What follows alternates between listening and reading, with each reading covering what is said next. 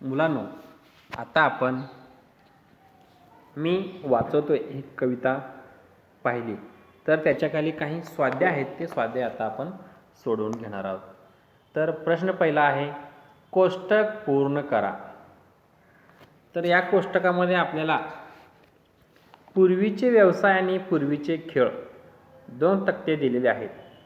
तर मुलांनो, मला सांगा की पूर्वीचे व्यवसाय कोणकोणते आहेत.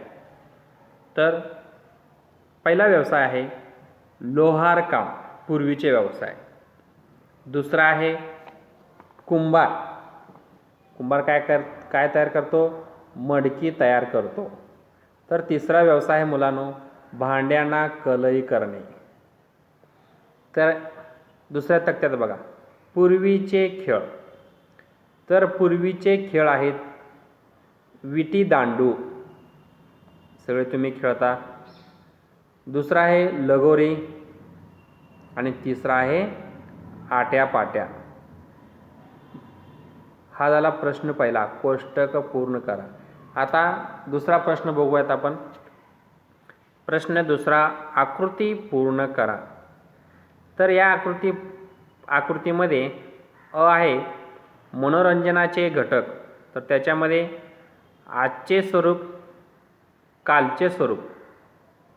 तर सर्वप्रथम आपण आजचे स्वरूप बघूया. तर आजचे स्वरूप आहेत दूरदर्शनवर क्रिकेट मॅच बघणे आणि क्राईम थ्रिलर पाहणे. तर कालचे स्वरूप आहेत विटीदांडू, लगोऱ्या, आट्यापाट्या, पिंगा असे मातीचे विविध खेळ यामध्ये येतात. पुढचा प्रश्न, सकारण लिहा. कारण लिहायचं या ठिकाणी आपल्याला. जुन्या गोष्टीपैकी वाचाव्यात अशा वाटणाऱ्या गोष्टी. तर त्याच्यामध्ये येतात पहिला कविता, दुसरा आई, तिसरा बोली, चौथा भूमी. दुसऱ्या कॉलममध्ये बघा, त्या गोष्टी वाचवण्याची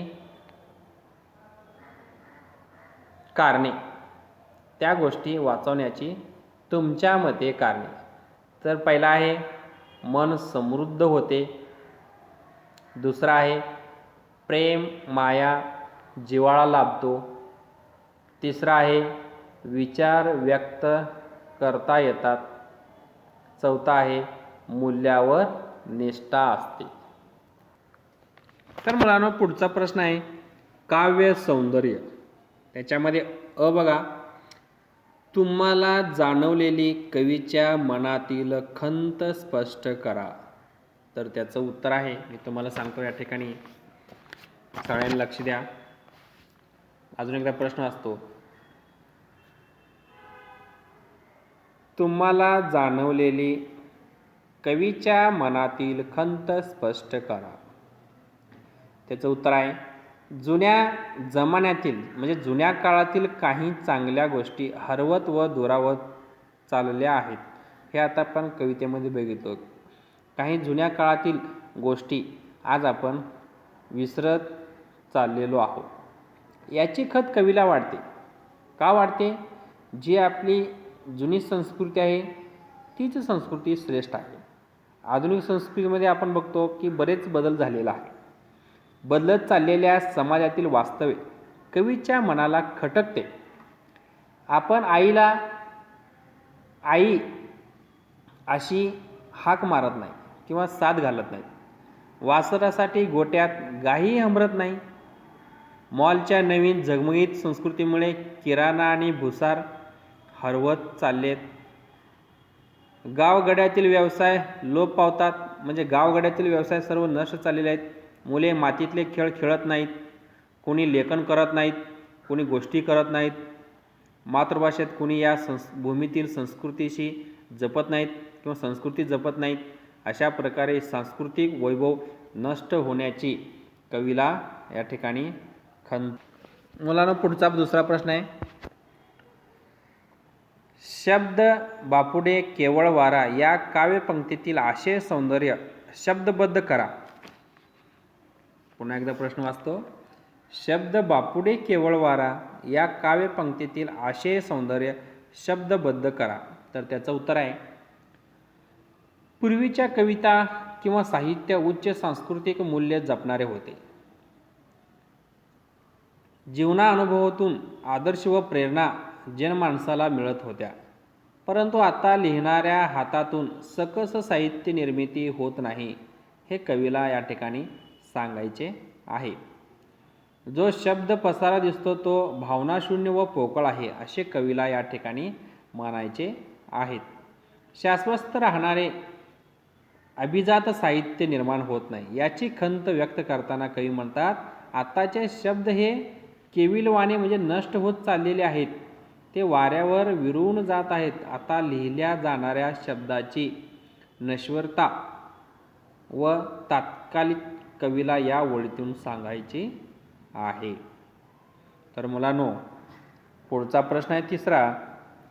सामाजिक बदलाबाबत कवितेतून व्यक्त झालेला विचार स्पष्ट करा. पुढचा प्रश्न आहे, सामाजिक बदलाबद्दल कवितेतून व्यक्त झालेला विचार स्पष्ट करा. तर त्याचं उत्तर आहे, मुलांनो, पूर्वी गावगाडा होता. नैतिक मूल्ये जपणारी गावाची संस्कृती होती. हळूहळू समाज बदलत गेला. शहरे वाढू लागली.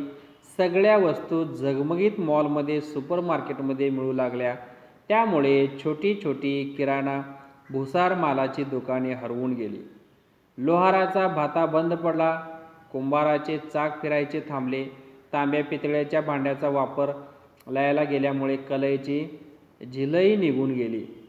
चुलीची जागा गॅसच्या शेगड्यांनी घेतली. आधुनिक समाज व्यवहारामुळे मायेची माणसे दुरावली.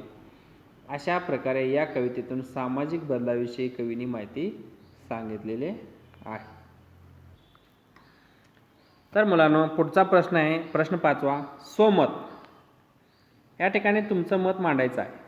तर पहिला मी या ठिकाणी प्रश्न असतो बघा, माझी बोली या संकल्पनेतून तुम्हाला समजलेला कवीचा दृष्टिकोन स्वभाषेत मांडा. म्हणजे स्वतःच्या भाषेमध्ये आपल्याला तुम्हाला जे काही वाटलेलं आहे या कवितेमध्ये, तो विचार या ठिकाणी तुम्हाला व्यक्त करावा लागेल.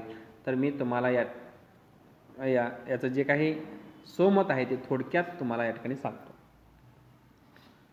माझी बोली म्हणजे मायबोली, जी आपण आपल्या घरामध्ये बोलतो ती मातृभाषा, तिला काय म्हणतात? माझी बोली भाषा असे म्हणतात. केवळ बदलत जाणाऱ्या समाजात जी नवीन पिढी शिकते आहे, त्यानुसार त्या शिशुवर्गामध्ये इंग्रजीचे संस्कार होत आहेत.